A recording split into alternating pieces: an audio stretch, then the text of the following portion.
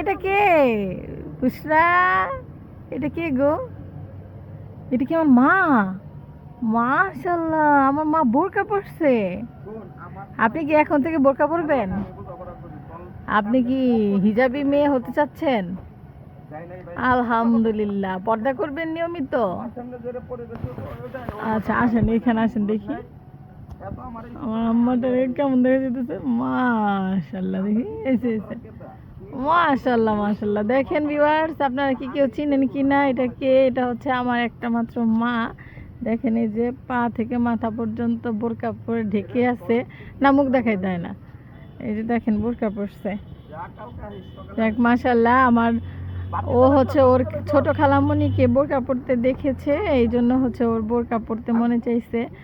এই জন্য ও হচ্ছে বোরকা আবদার করছিল, আজকে বোরকা কিনে দেওয়া হয়েছে। দেখেন বোরকা পরতে পরছে।